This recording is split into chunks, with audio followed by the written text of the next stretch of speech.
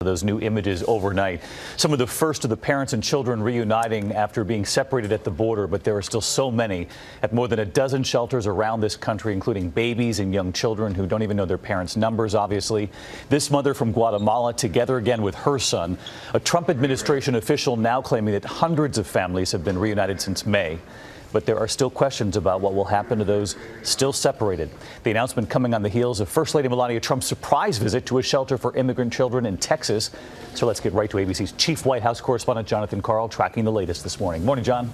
Good morning, David. The White House says it was 100% the First Lady's idea to make a surprise visit to the border to see firsthand the children who have been separated from their families. But 2 days after the president said he was ending the family separation, there is more confusion than answers about what will happen with the children. During her surprise visit to the Mexican border, the First Lady said she was looking for answers. I also like to ask you how I can help to these children to reunite with their families as quickly as possible. But for most of the children taken away from their parents because of President Trump's zero-tolerance policy, it is unclear this morning how or when they will be reunited with their families. Going forward, at least for the next 20 days, families caught crossing the border illegally are to be detained together while the adults await court hearings.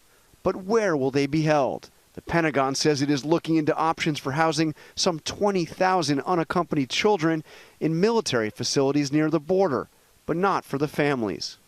The First Lady and First Daughter Ivanka Trump had urged the president to end his policy of separating children from their parents.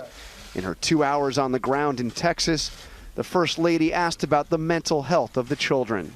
So when the children come here, what kind of stage, physical and mental stage they come here? Usually when they get here, they're very distraught. When they see the environment and they see the other kids and they see the art, they start relaxing. The crisis was triggered by the president's own zero-tolerance policy.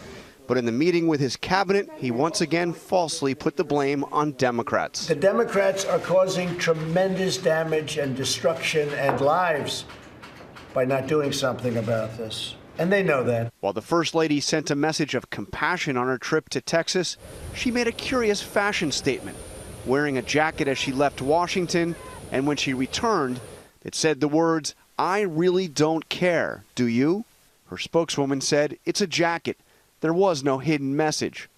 That statement was soon contradicted by the president in a tweet.